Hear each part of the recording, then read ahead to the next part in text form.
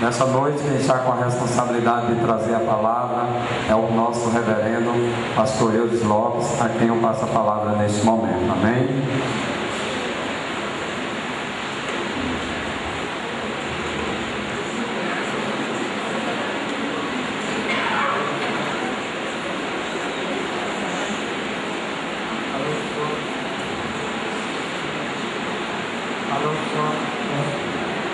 Graças e paz, queridos. É bom nós estarmos aqui. Nós louvamos a Deus por esta noite, a primeira de 2012, domingo, dia de celebração ao Senhor nosso Deus. Algumas igrejas optaram por realizar culto à noite, mas nós achamos conveniente aproveitar esse primeiro dia do ano, domingo, dia do Senhor, para estarmos juntos nessa celebração.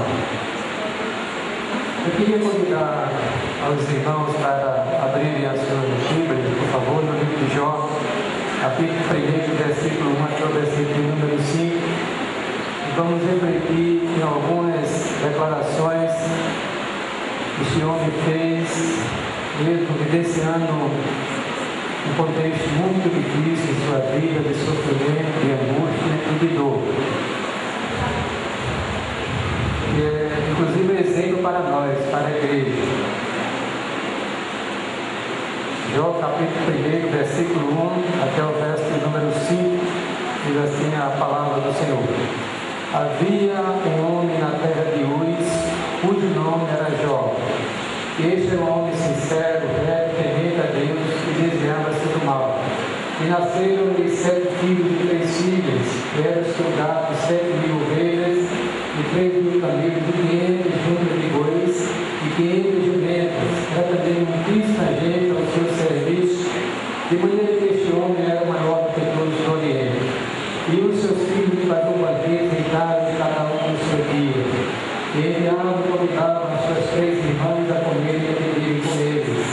Seria, pois, que tendo decorrido tudo dos dias dos seus banquetes, enviava Jó e os santificava, se levantava de madrugada e oferecia holocausto segundo de todos eles, porque dizia Jó: porventura pecaram meus filhos e blasfemaram de Deus no seu coração.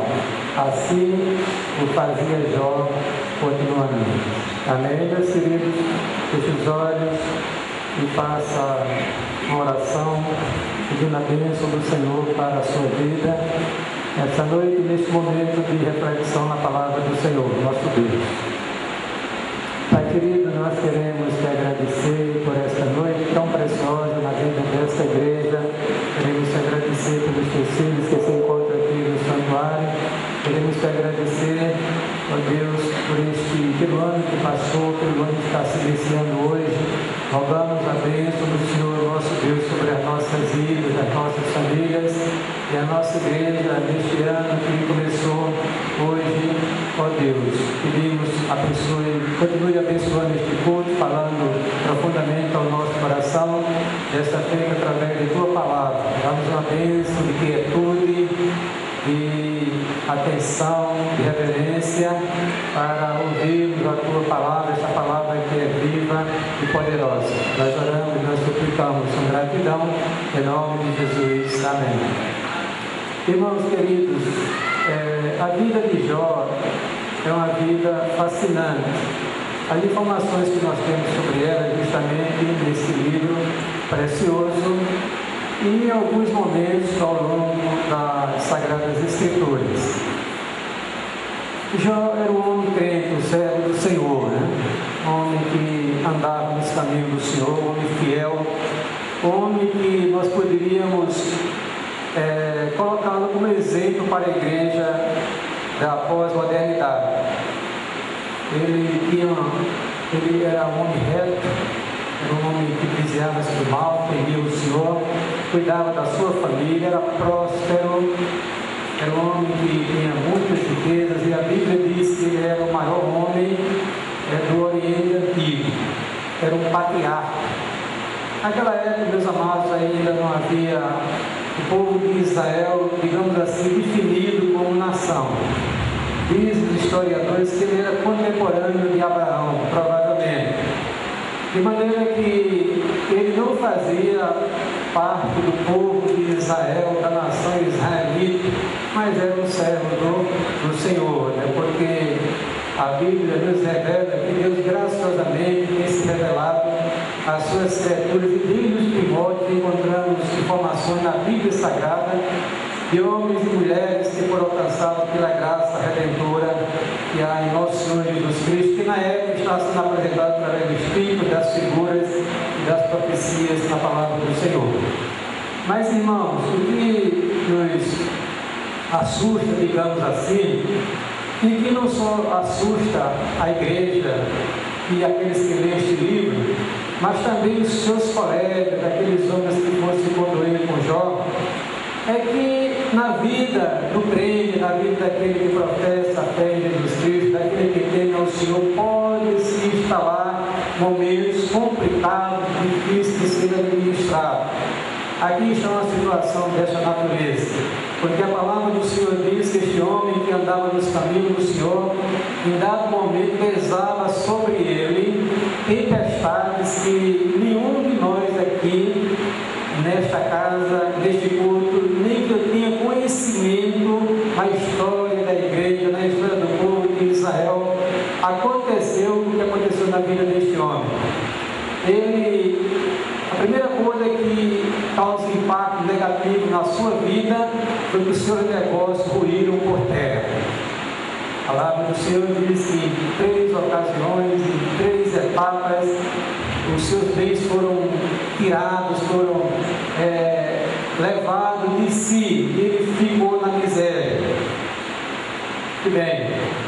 Segundo momento, a palavra do Senhor diz que a sua família, os seus 10 queridos filhos, jovens bem criados, jovens de família, digamos assim, estavam reunidos na casa do primeiro primogênito, numa festa de confraternização que era comum naquela família, família que se alegrava, que tinha prazer de estar juntas, né?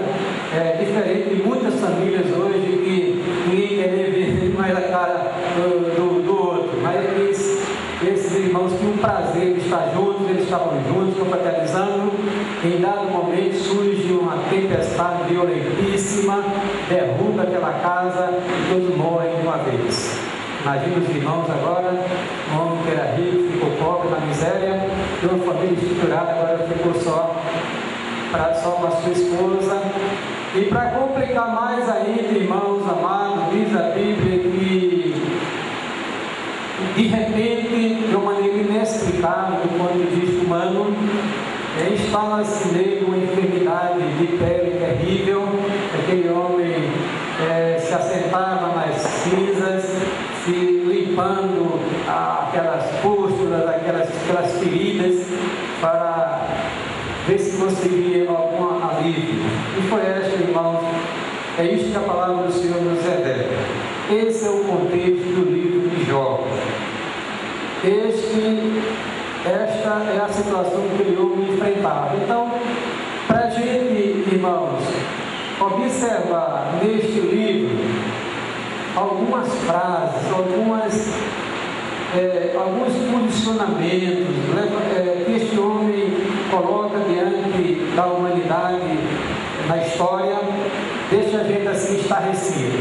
Me propõe nesta noite, pela graça de Deus, mostrar algumas declarações de Jó, num contexto de crise, de dificuldade, enquanto muitos por aí iriam se maldizer, iriam reclamar de Deus, iriam cair, digamos assim, numa frustração profunda, numa depressão. Este homem, ele começa, mesmo enfrentando uma situação extremamente complicada na sua vida, ele começa a levantar a sua voz e fazer algumas declarações, ou em resposta aos seus amigos que, no lugar de ajudá-lo, de serem solidários com ele, começaram a importuná-lo. Esta é a grande verdade, porque às vezes a gente não sabe colocar-se diante de situações de desespero, de dificuldade, e às vezes no lugar de trazermos um bálsamo